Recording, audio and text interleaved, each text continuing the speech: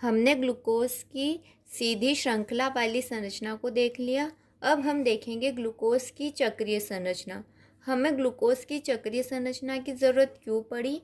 क्योंकि हमने देखा कि कुछ अभिक्रियाएं तो ये ग्लूकोज देता है, क्योंकि इसमें एल्डिहाइड समूह प्रेजेंट है। जिस तरह दूसरे एल्डिहाइड रिएक्शन देते हैं उसी तरह ग्लूकोज भी रिएक्शन देता है। परंतु हमने देखा कि कुछ अभिक्रियाएं ऐसी है जो दूसरे एल्डिहाइड देते हैं, परंतु यहाँ पर ग्लूकोज में प्रेजेंट ये एल्डिहाइड समूह नहीं देता है।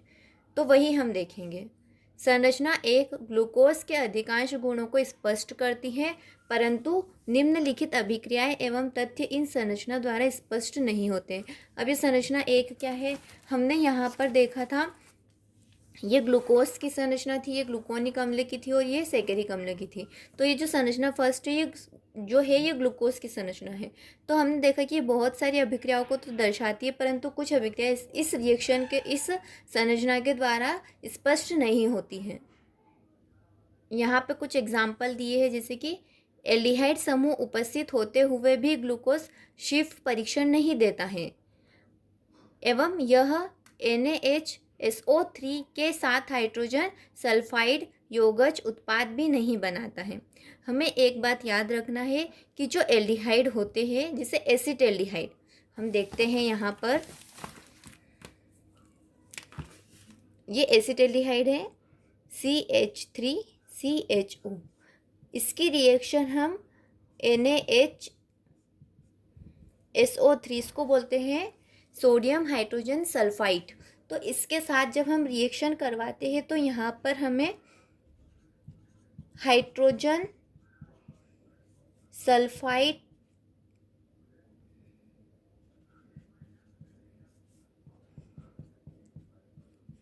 योगज प्राप्त होता है, परंतु जब हम ग्लूकोज की रिएक्शन इससे करवाते हैं तो हमें ये उत्पाद प्राप्त नहीं होता है।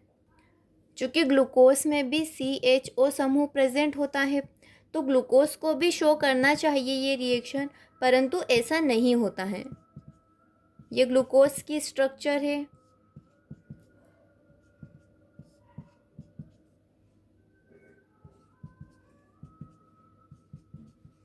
तो इस ग्लूकोज को भी NaHSO3 के साथ हाइड्रोजन सल्फाइड योगज उत्पाद देना चाहिए, परंतु यहाँ पर यह ग्लूकोज इसके साथ रिएक्शन करके हाइड्रोजन सल्फाइड योगज उत्पाद नहीं देता है, और इस रिएक्शन का नाम है सिफ परीक्षण। अर्थात ग्लूकोज सिफ परीक्षण नहीं देता। क्यों नहीं देता है? क्योंकि इसमें ये जो एल्डिहाइड है ये मुक्त नहीं होता है।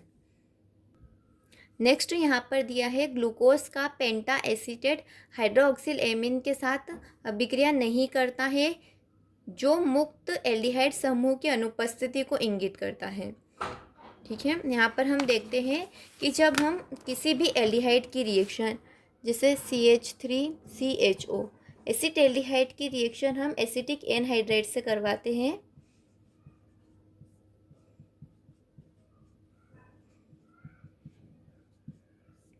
तो हमें यहाँ पर एक एस्टर प्राप्त होता है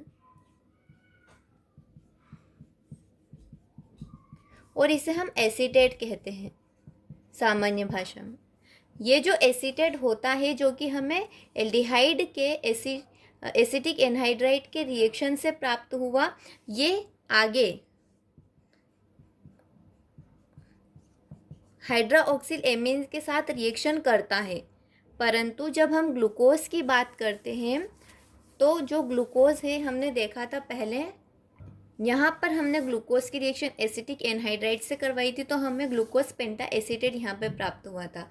ये ग्लूकोज पेंटा एसीटेट जो है वह हाइड्रोक्सिल एमीन के साथ रिएक्शन नहीं करता है। तो ये रिएक्शन भी ये शो करती है कि इसमें एल्डिहाइड समूह मुक्त नहीं होता है। नेक्स्ट है ग्लूकोज दो भिन्न क्रिस्टलीय रूपों में पाया जाता है। ये जो ग्लूकोज है इसके दो क्रिस्टलीय रूप होते हैं। पहले वाले को बोलते हैं हम alpha D plus glucose and दूसरे वाले को कहते हैं बीटा डी प्लस ग्लूकोज। एक का नाम क्या होगा? अल्फ़ा डी प्लस ग्लूकोज और दूसरे का नाम होगा बीटा डी प्लस ग्लूकोज। ये हम कैसे प्राप्त करते हैं? तो जब हम ग्लूकोज को 303 केल्विन पर क्रिस्टलीकृत करते हैं तो हमें अल्फा डी ग्लूकोज के क्रिस्टल प्राप्त होते हैं। वहीं जब हम ग्लूकोज को 317 केल्विन पर जो है क्रिस्टलीकृत करते हैं या गर्म करते हैं तो हमें बीटा डी ग्लूकोज प्राप्त होता है। यहाँ पर जो अल्फ़ा डी प्लस ग्लूकोज है इसका गलनांक 419 केल्विन होता है। वहीं जो बीटा डी प्लस ग्लूकोज है इसका गलनांक 423 केल्विन होता है। ग्लूकोज की विवर्त श्रृंखला संरचना एक द्वारा उपरोक्त व्यवहार को नहीं समझाया जा सकता। मतलब इन तीनों व्यवहारों को समझा नहीं सकते हम कि क्यों एल्डिहाइड सिर्फ परीक्षण देते हैं परंतु ग्लूकोज नहीं देता है, ग्लूकोज का पेंटा एसीटेट एसिटिक हाइड्रोक्सिल एमीन के साथ रिएक्शन क्यों नहीं करता है और ग्लूकोज के दो भिन्न क्रिस्टलीय रूप क्यों पाए जाते हैं। ये जो है ये खुली श्रृंखला नहीं दर्शा पाती है। इसीलिए बाद में ऐसा माना गया कि OH समूह में से एक जो है, यहाँ पर जो जितने भी OH समूह है उसमें से कोई एक OH एक CHO समूह से योगज द्वारा चक्रीय हेमी एसिटेल संरचना बनाता है। मतलब कि यहाँ पे जो ये OH है ये इस एल्डिहाइड समूह से जुड़ जाएगा और यहाँ पर एक साइक्लिक स्ट्रक्चर बनेगी। इस साइक्लिक स्ट्रक्चर को नाम दिया जाता है हेमी एसिटेल। इसे हम कहते हैं हेमी एसिटेल। तो ये हेमी एसिटेल कैसे बना? यहाँ पे जो 5th नंबर के कार्बन पर जो OH समूह प्रेजेंट है ये एल्डिहाइड समूह से जुड़ जाता है और यहाँ पर हेमी एसिटेल बनाता है।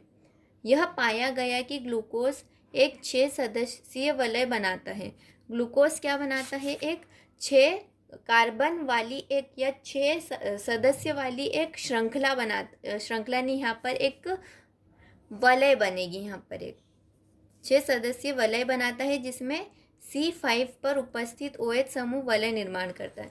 यहाँ पर वलय यानी कि यहाँ पर जो एक गोल संरचना बनती है उसका निर्माण कौन करता है? कार्बन 5 पर उपस्थित OH समूह करता है। यह एल्डिहाइड समूह की अनुपस्थिति एवं ग्लूकोज के निम्नानुसार दर्शाए गए दो रूपों के अस्तित्व को दर्शाता है। तो इस हेमी एसिटेल में हमें पता चल जाता है कि यहाँ पर ये जो एल्डिहाइड समूह ये मुक्त नहीं है, यहाँ पर ये जो 5th नंबर के कार्बन पर जो OH है उससे जुड़ा हुआ है। इसीलिए एल्डिहाइड यहाँ पर दो रूपों में पाया जाता है और एल्डिहाइड जो है वो उपरोक्त दोनों रिएक्शन नहीं देता है। और ये दोनों ही रूप अल्फ़ा डी प्लस ग्लूकोज और बीटा डी प्लस ग्लूकोज जो है वो साम्य अवस्था में रहते हैं इस ग्लूकोज की खुली श्रृंखला के साथ।